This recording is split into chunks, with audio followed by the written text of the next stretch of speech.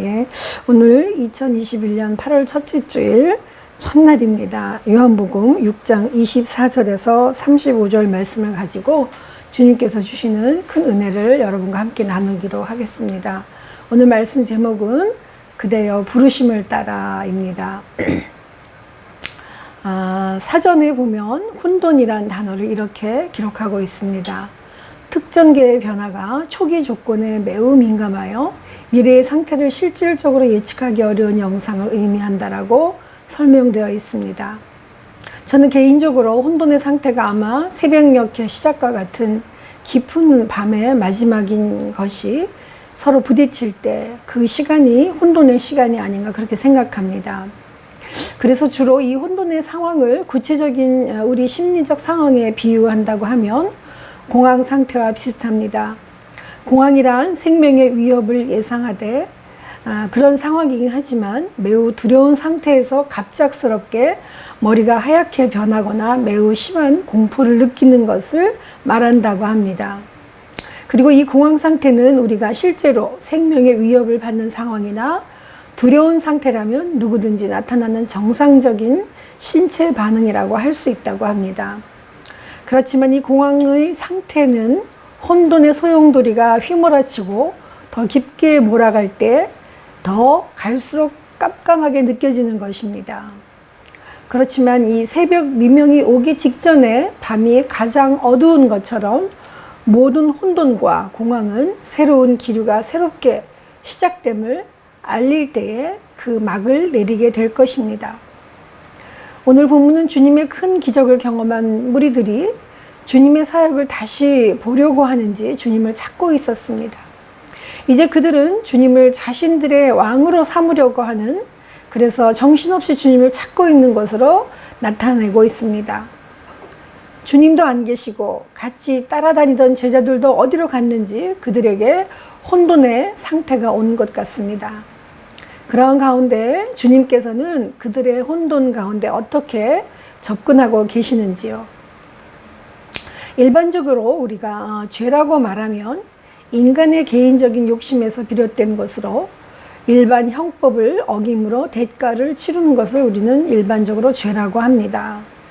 사실 인간의 본성적인 욕망은 죄를 일으킵니다. 그러므로 인간의 욕망이 원하는 대로 한다고 하면 죄를 지을 수밖에 없는 것입니다. 그래서 성경의 십계명에서 말하는 죄는 일반적인 죄와 달리 하나님께서 규정하신 죄로 훨씬 더 깊고 넓은 근원적인 의미를 가지고 있습니다. 또한 성경에서의 죄는 그 하나님의 뜻을 벗어난 관역을 벗어났다는 의미를 가지고 있습니다.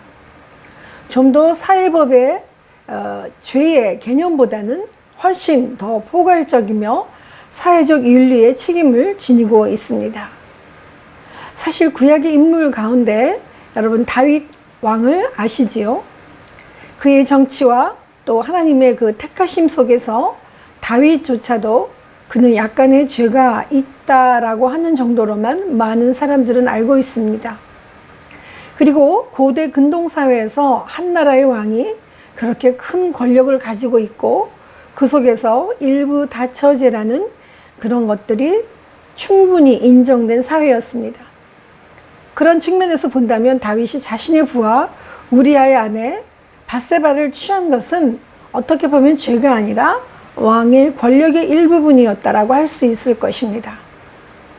그러나 다윗은 자신이 왕으로서 그 임무와 권한을 잘 행사하고 있는 것으로 자신은 죄가 없다고 생각하고 있을 때 선지자 나단은 다윗을 찾아왔습니다. 그리고 다윗에게 하나님께서 보시기에 악한 죄가 있음을 그는 선포합니다. 그리고 그 죄는 다윗의 욕망에서 만들어진 것이라는 것을 드러내고 있습니다. 이제 왜 다윗은 자신이 간음죄와 살인죄 그리고 거짓으로 몇 가지의 죄를 지었음에도 죄를 지었는지 잊고 있었는지 여러분 궁금하지 않으십니까? 사실은 그는 죄를 잊은 것이 아니었습니다. 그 죄를 가리기 위해 더 큰 죄를 지으면서 더 거창한 삶으로 자신을 위장한 것입니다. 이것은 요즘 말로 다시 해석하면 다윗의 권력형 성폭행, 성범죄인 것입니다. 그러나 그는 자신의 그 권력이 끝없이 지속될 것처럼 생각하고 마음대로 자신의 권력을 누리고 행사하고 있었습니다. 오늘 요한복음 본문에 소개된 무리들에게도 마찬가지입니다. 그들은 오병이어의 표적으로 인하여서 예수님을 자신의 왕으로 삼기 위하여 갈릴리 호수 건너편까지 위치한 가버나움까지 쫓아갔습니다. 그래서 그들은 25절에 보면 바다 건너편에서 만나 랍비여 언제 여기 오셨나이까 하니, 여기 오셨나이까라는 단어는 여기에 얼마나 오래 머무르고 계셨습니까? 라는 뜻으로 그들이 얼마나 많이 주님을 애타게 찾아다니며 바다 건너까지 건너온 것으로 보입니다. 그렇지만 군중들이 예수님을 찾아온 진짜 이유는 표적을 통해서 예수님께서 어떤 분인지를 깨달았기 때문이 아니었습니다. 그리고 그들은 예수를 통해 자신들의 현세적 육신적 욕구를 채우려 했기 때문이라고 주님은 언급하고 계십니다. 어떻게 보면 우리의 삶의 현실에서 육신적인 욕구가 모든 것이 죄의 출발이라고 하기 쉽지는 않습니다. 사실 우리들에게도 이 땅을 살아가면서 인간의 욕망을 채우고 먹고 마시며 입고 주거하며 치료하고 살아가는 것을 해결해야 될 우리의 생명 유지의 삶의 현실이라고 볼 수 있습니다. 그렇지만 그 욕심을 해결하기 위해서 그 모든 것을 주신 그분, 그 하나님이라는 것을 잊어버려서는 안 될 것입니다. 그러나 욕심의 눈이 한번 가리기 시작하면 죄의 죄를 거듭하여도 죄인 줄 알지 못하며 살아가게 될 수밖에 없는 것입니다. 이것은 비단 개인에게만이 적용되는 것이 아닐 것입니다. 인간의 욕심이 반복되는 죄를 이끌어낸 이 사회적인 구조, 이 구조적인 약점을 통해서 약자는 더욱더 고통을 당하게 되고 강자는 더 많이 누릴 수 있도록 그렇게 구조가 만들어지고 사회는 그것이 죄라고 느끼지 못하는 것입니다. 그렇다면 주님께서는 이 무리들과 우리들에게 죄악 가운데 벗어나서 어떻게 하나님의 일을 깨달을 수 있다고 우리에게 말씀하고 계십니까? 오늘 본문 27절에 썩을 양식을 위하여 일하지 말고 영생하도록 있는 양식을 위하여 하라. 이 양식은 인자가 너희에게 주리니 인자는 아버지 하나님께서 인치신 자니라. 다시 말해서 그 무리들이 예수님에게 관심을 가지는 이유는 그분이 그들의 배를 채워주셔서 더 이상 양식을 위해 일하지 않아도 되도록 해주기를 바라는 마음 때문이었습니다. 그들은 물질 세계에 너무나 사로잡힌 나머지 하나님이 그들에게 제공하시는 참된 복은 물질적인 차원의 것이 아니라는 점을 깨닫지 못하고 있습니다. 즉 하나님의 주신 참된 복은 물질적 차원이 아니라 영생하도록 있는 양식, 곧 하나님 자신이 인정하신 인자라는 선물을 말하고 있습니다. 주님께서는 이처럼 무리들과 우리들을 깨닫게 하기 위해서는 우리들이 가지고 있는 잘못된 인식을 버리고 내려놓게 하셨습니다. 사실 주님께서 무리들과 그 백성들에게 하나님의 현존을 알리기 위해 그들에게 표적과 기사가 필요했습니다. 그렇지만 그들은 그 기적의 현상 속에서만 감탄하고 있는 것입니다. 그 표적을 일으키신 하나님의 임재에 대해서는 알려고 하지 못했습니다. 또한 그 주님께서 하나님의 힘을 입어 나타내신 하나님의 아들이심을 아는 것이 지혜와 지식임을 알려주고 계십니다. 그렇지만 그들은 예수님이 이렇게 지적하고 깨닫게 하셔서 그들이 가지고 있는 지식이 무지함을 알게 하신 것입니다. 하지만 여전히 현실적인 이 갈릴리 사람들은 물질주의적인 의제를 갖고 말하고 있습니다. 그들은 좀 더 높고 깊은 내적 필요에 대해서는 전혀 의식하지 못하였습니다.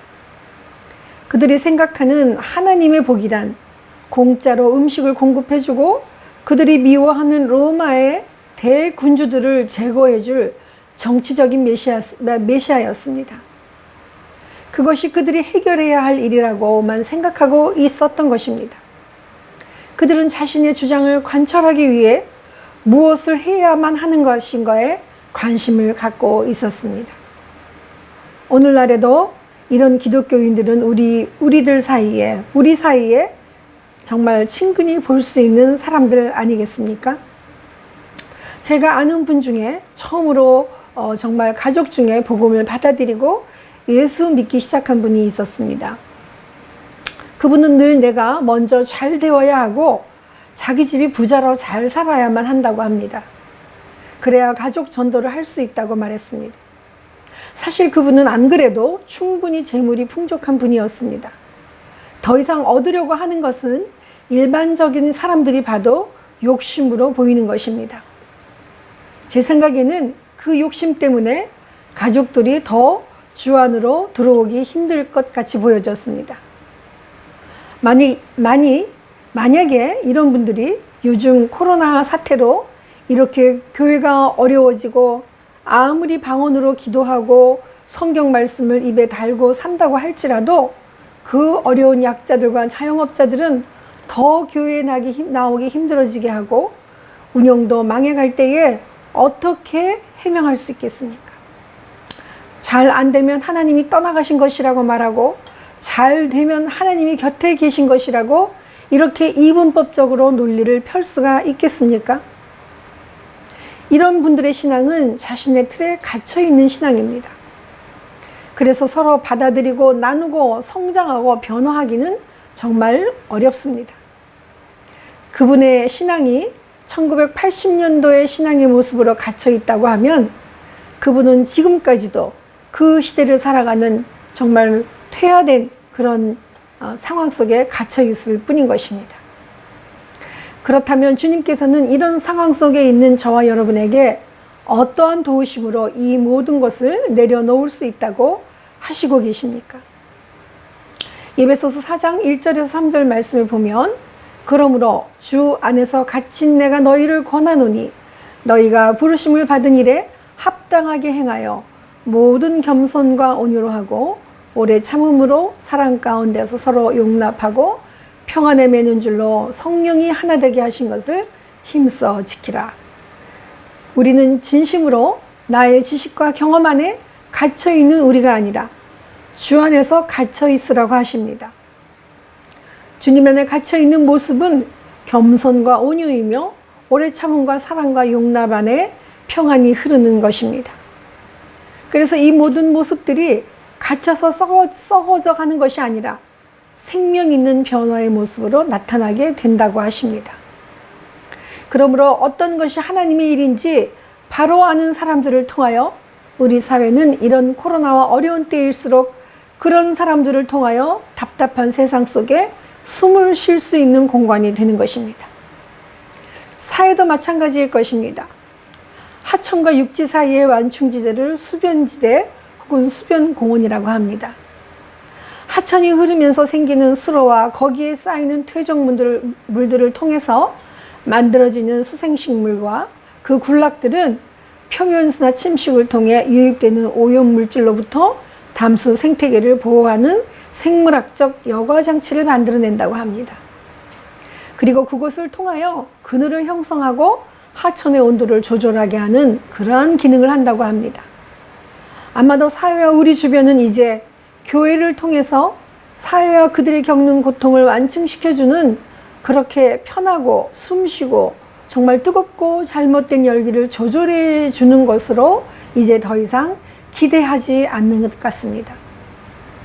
맞습니다. 이렇게 사회가 혼돈과 공황 속에 갈 바를 알지 못하고 있을 때에 교회가 잠시라도 쉬어갈 수 있는 그리고 숨을 고를 수 있는 그러한 공간과 쉼터가 될 수만 있다면 얼마나 좋겠습니까? 그렇습니다. 우리가 얼마나 우리 사회와 우리 공동체는 교회와 교회다운 모습을 기대하고 열망하고 있는지 기다리고 계시겠습니까? 오늘 본문에서 그 무리들이 어떻게 하는 것이 하나님의 일이며 어떤 떡을 구하는 것이 영원히 먹을 수 있는지를 질문하고 있습니다. 그때마다 주님께서는 새로 그들의 지식을 바로잡아 주시고 있습니다. 그들은 여전히 현실 속에서 그들의 이해의 수준으로밖에 생명의 떡을 이해하지 못하고 있습니다. 주님께서는 영원한 하늘의 것으로, 생명의 것으로 영원히 먹을 수 있는 만나를 설명하고 계시지만, 아직 이 땅에 다니고 있는, 이 땅에 디디고 서 있는 우리와 우리 교회들은 하나님의 얼굴과 얼굴을 맞대지 못하고 있는 것 같습니다. 그렇다고 하면 그런 이들에게 주님께서는 어떠한 방법으로 그들을 인도하신다고 하십니까? 사실 바로 이 지점이 그들의 부르심이며 사명의 시작이지만 그들은 알지 못합니다. 그들의 요청에 의해서 주님께서는 위대한 주장을 펴내시고 있습니다. 35절에 보시면 예수께서 이르시되 나는 생명의 떡이니 내게 오는 자는 결코 줄이지 아니할 터이요 나를 믿는 자는 영원히 목마르지 아니하리라.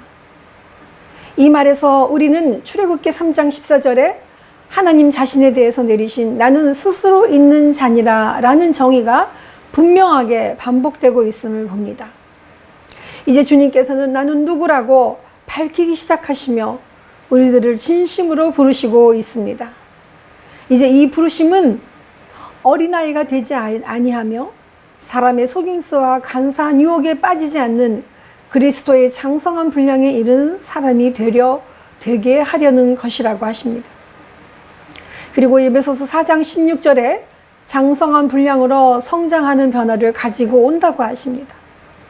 그에게서 온 몸이 각 마디를 통하여 도움을 받음으로 연결되고 결합되어 각 지체의 분량대로 역사하여 그 몸을 자라게 하며 사랑 안에서 스스로 세우느니라. 아멘. 이제 주님께서는 우리들이 삶의 자리를 통하여 분별하며 그리스도의 부르심에 응답하라고 하시며 또 주님께서는 장성한 자로 사랑 안에서 세워주기를 원하고 계십니다. 죄 안에 갇혀있는 자에게 어떻게 성장이 있으며 어떻게 영원히 목마르지 아니함이 있겠습니까? 죄는 한 가지 죄를 덮기 위하여 또 다른 죄를 지을 수밖에 없어 늘 갈증이 나는 것입니다.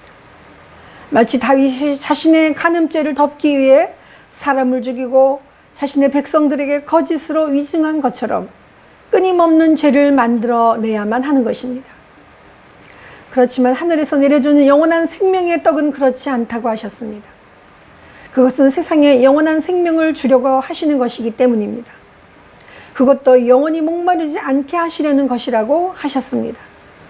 그렇다면 이 부르심에 응답한 자들에게 주시고자 하는 응답은 무엇입니까? 그리고 이제 우리 사회가 우리 교회에게 끊임없는 세상과 사회로부터 숨 쉴 수 있는 완충지대를 기대하는 것처럼 하나님을 믿는 자들은 교회로부터 누구나 소외되지 않고 골고루 생명의 양식을 공급받을 수 있어야 하는 것입니다. 그렇다고 하면 끊임없이 새로운 부르심 속에 어그러지고 왜곡된 이 사회 속에서 주님께서 원하시는 교회의 모습은 어떤 목표를 삼고 나가야 하겠습니까? 이제 이런 혼돈과 공허 속에 빠져있는 이 사회와 이 교회 위에 영원한 만나는 끊임없는 인격적인 참여라고 레슬리 뉴비기는 말합니다. 그 어떤 것에도 치우침이 없이 온전히 각 마디를 통하여 서로 그리스도의 사랑으로 도우심을 받으며 스스로 세워질 때 우리는 온전한 자유를 얻을 수 있을 것입니다. 그리고 그 사랑 안에서 우리는 온전한 자유함을 얻을 수 있게 될 것입니다. 그것은 영원한 하늘나라를 향하여 가는 길입니다. 기도드리겠습니다.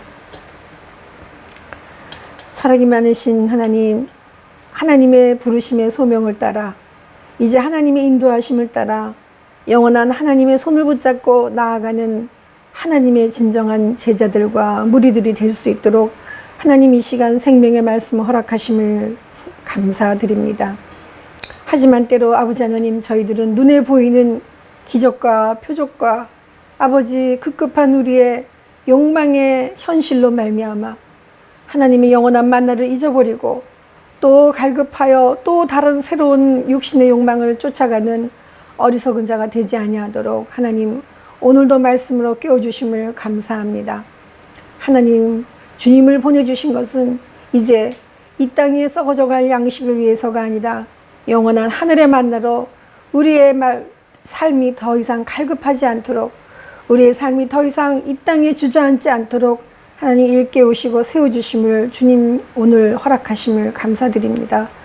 하나님 정말로 주님의 부르신 그 삶의 현장 속에 우리 이 자리에서 교회가 교회다운 일을 하며 하나님의 사람들이 정말로 썩어져가는 이 땅이야 이 병들고 악한 이 세상 속에 아버지 하나님 정말 진실된 한 사람을 통하여 진실된 그 교회를 통하여 숨 쉴 수 있고 호흡할 수 있고 쉬었다 갈 수 있는 하나님의 귀한 완충지대 역할을 온전히 해나가며 하나님과 동행할 수 있도록 주님 붙들어 주시옵소서. 감사드렸고 예수님의 이름으로 기도드리옵나이다. 아멘.